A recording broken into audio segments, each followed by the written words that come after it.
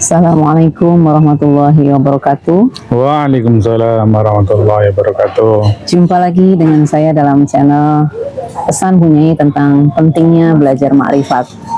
Kali ini saya ingin bertanya kepada narasumber saya, Mbah Munajat, terkait dengan yang sebelumnya saya kurang paham, bahwa di dalam kita bersyariat secara agama, kita itu selalu menganggap bahwa akhirat itu nanti. Jadi sekarang kan di dunia kita beribadah secara syariat di dunia gitu, akhirat ya nanti gitu. Sementara kemarin dalam kontennya Mbah Munajat itu, akhirat itu multiverse. Jadi sekarang kita mengalami di dunia itu sudah tahu tentang akhirat gitu. Mohon penjelasannya ini Mbah Mun. Terima kasih. Kembali hadir Mbah Munajat Karimullah, sebuah channel yang membahas tentang tasawuf dalam perspektif ilmiah wa amaliyah. Tentu karena ini perspektif tasawuf, jadi kami lebih banyak mengeksplorasi sisi ruhaniah manusia, tapi dalam perspektif yang ilmiah. Tentu kita tetap dalam perspektif udkhulu fi silmi kafah. Jadi beragama itu harus kafah, harus jasmani dan rohani. Pendapat mayoritas manusia itu menganggap bahwa dunia ini adalah universe itu. Jadi hanya satu kesatuan. Dia dimulai dari T0 sampai Tn itu. T0 itu penciptaan, Tn itu akhir dari kehidupan ini. Sehingga sifatnya universe. Dan waktu berjalan secara sekuensial itu. Artinya ketika dunia berakhir, kemudian dilanjut dengan akhirat. Nah, sementara yang kita pahami dan berdasarkan ilmu pengetahuan, kita dapat membuktikan bahwa semesta ini adalah multiverse itu. Jadi di balik alam yang realitas ini, alam yang universe, ada alam di sebelahnya, itu adalah alam ruhani. Karena ruhani makanya istilahnya adalah metaverse. Karena alam ruhani meta dan berlapis-lapis, makanya metaverse itu. Nah, perpaduan antara keduanya itu menjadi multiverse itu. Jadi alam ini ada dua, alam universe dan alam metaverse, maka hasilnya adalah multiverse. Dan yang paling menarik, keduanya itu berjalan secara beriringan, makanya namanya paralel multiverse itu. Makanya konsep dunia ini hanya fata morgana, ya betul itu. Dunia itu hanya cerminan. Karena yang sedang itu, yang pasti sedang berjalan justru di alam kodimnya itu. Karena dunia kan hanya bisa dibaca oleh pembaca virtual manusia, yaitu panca indera dan akal itu. Kalau panca indera kita nggak ada, kita nggak bisa membaca dunia gitu. Bahkan kita tidur pun udah hilang dunia ini, gitu kan? Iya, iya. Kita masih hidup, kita pikun udah hilang semua itu. Seluruh perspektif dunia hilang karena itu sifatnya relatif, itu sifatnya hanya pancaran baru gitu. Ya. Tetapi yang kejadian sesungguhnya adalah di alam qadim, di alam ruhani itu adalah kejadian sesungguhnya, dan itu berjalan secara paralel. Kejadian yang sesungguhnya adalah di alam qadim. Definisi qadim adalah sesuatu yang pasti, sesuatu yang tidak ada akhir. Dia ada dari mula dan dari akhir, dia sudah ada gitu. Sementara dunia ini adalah alam realitas, alam baharu. Dia ada karena adanya alam qadim itu. Jadi seperti itu perspektifnya Bunyai itu. Jadi alam qadim itu sudah terjadi. Contoh yang paling nyata adalah iman kepada akhirat. Kalau akhirat belum ada, yang diimani apa? Itu kan. Itu apa ya, kesalahan berlogika itu, cacat dalam berpikir itu. Masa itu mengimani sesuatu yang nggak ada itu.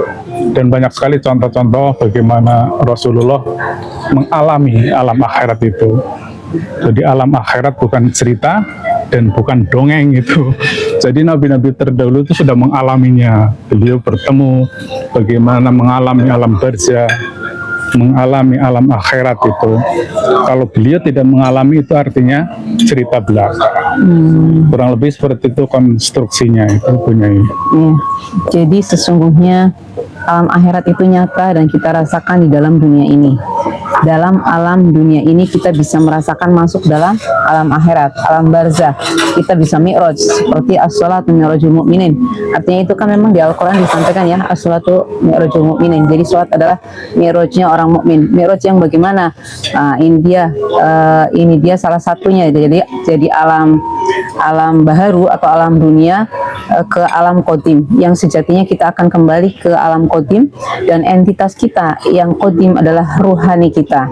Jadi kita beribadah melalui alam qadim tadi, ruhani yang kita akan berjumpa dengan Allah. Kalau kita beribadah kita hanya melalui panca indera dan akal kita saja, itu adalah hukum dunia yang akan terjadi, semua akan dibayar di dunia. Tapi kalau kita ibadah secara kafah, rohani kita juga ibadah, artinya berarti kitalah itu yang akan sejatinya menyambung dan akan kembali kepada Allah secara kafah. Begitu maksudnya ya Mbak Mun ya? Demikian? Iya. Atau penjelasannya bahkan ini paralel gitu.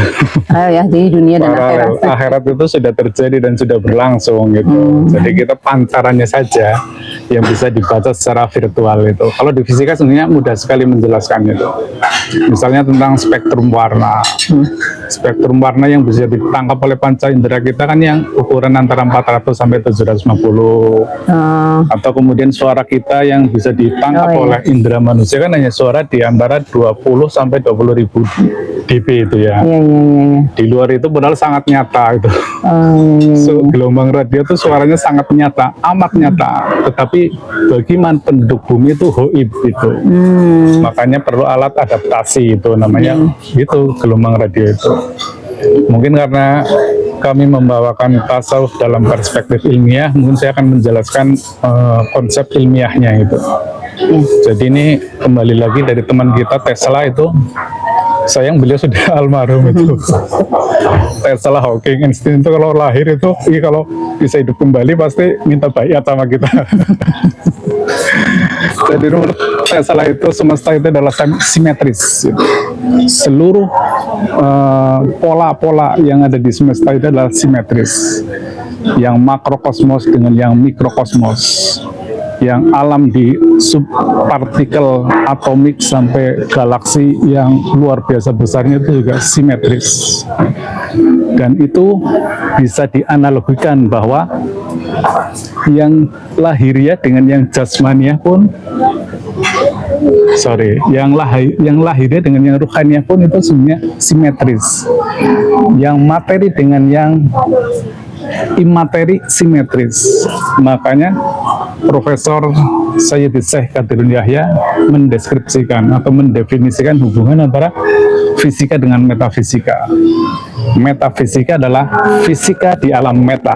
Jadi kalau kita ingin memahami alam ruhani, memahami alam qadim, memahami sesuatu yang metafisika, ya kita lihat fisikanya gitu. Karena metafisika adalah fisika di alam meta. Jadi sejalan dengan hal tersebut, punyai kejadian di alam ruhani pun sesungguhnya bisa sama sedang terjadi juga ini. Makanya di ilmu kita ini, ilmu yang bagaimana mengeksplorasi ruhani adalah bagaimana kita memperbaiki ruhani kita memperbaiki akhirat kita ketika kita masih di dunia ini gitu. Ya, betul. Jadi bukan sekuensial kita sholat dulu, kita beribadah dulu, terus kemudian kita dapat reward itu di sana. Nah, sekarang logikanya begini, ketika kita meninggal, kesadaran apa yang bisa sampai ke sana? Kita contoh yang pasti saja, ketika kita meninggal, berpisah antara jasad kita dengan ruhani kita. Yang kita bawa ke sana apa? Ruhani kita yang berjumpa. Enggak, bagi orang awam. Kesadaran kita kan, kesadaran kita. Amal kan nggak kelihatan juga. Ya itu dia. Kesadaran kita. Kesadaran basisnya adalah Akal. akal rasional, itu kesadaran. Jangankan sampai mati, tidur pun kan akal sudah hilang, sudah lumpuh. Apalagi sakaratul maut. Sakaratul maut itu akal sudah hilang, akal itu kesadaran sudah hilang. Bagaimana dia akan menaiki alam barzah, alam akhirat ketika mengandalkan kesadaran akal itu. Maka hanya ada satu-satunya cara, yaitu kesadaran ruhani. Karena ruhani itu tidak dibatasi oleh ruang dan waktu. Nah ini orang, kalau mempelajari ilmu Tesal ini akan paham ini, bahwa semesta ini adalah simetris. Jasad dengan ruhani itu berbeda, berbeda entitas dan berbeda alam itu. Gitu. Jadi kita yang fisik ini di dunia ini, tapi ruhani kita bukan di alam dunia itu, di alam sebelahnya itu, tapi saling terhubung. Ini bisa dipelajari dengan hukum medan kuantum. Jadi di dalam hukum medan kuantum itu adalah ada partikel subatomik yang dia berbeda secara ruang dan waktu. Jadi dia ada di ruang yang berbeda sangat jauh, di dalam waktu yang terpisah sangat panjang, tetapi dia bisa menyatu. Yaitu hukum superposisi dan hukum entanglement dalam teori medan kuantum. Dan ini ternyata nyaris sama dengan hukum di alam ruhani.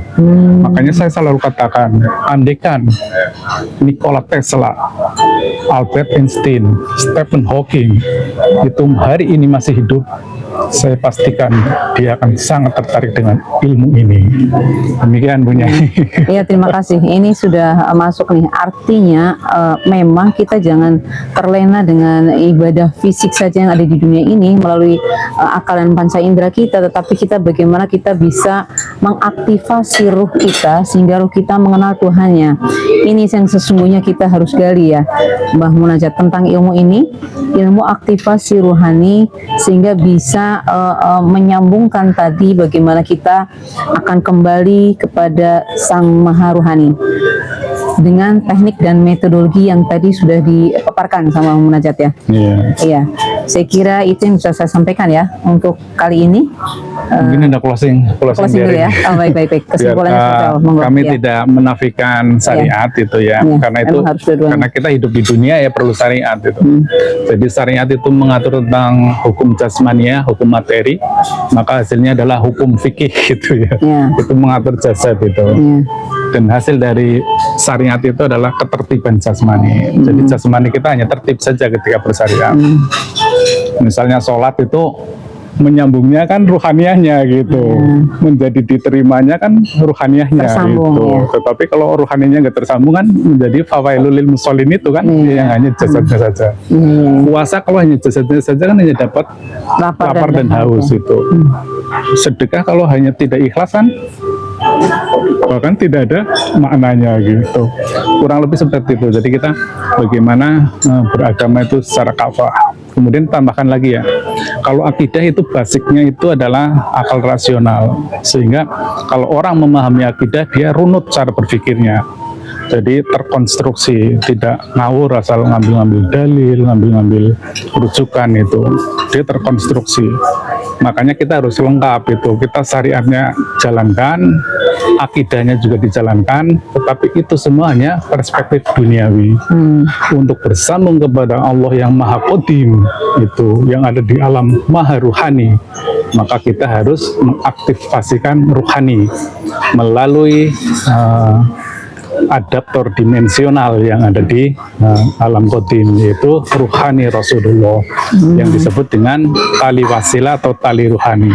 Hanya itu satu-satunya cara dan hanya itu satu-satunya jalan. Kalau bukan itu, maka seluruh aktivitasmu hanya bermakna aktivitas duniawi. Demikian Bu Nyai, terima kasih. Kita akhiri. Alhamdulillah. Jadi kesimpulan tadi sudah cukup gamblang. Saya kira itu yang bisa kami sampaikan untuk kali ini. Insya Allah kita akan sambung kembali di lain kesempatan. Mohon maaf jika banyak hal yang kurang berkenan. Ilahi anta maksudi waridhoka matlubi. Wassalamualaikum warahmatullahi wabarakatuh.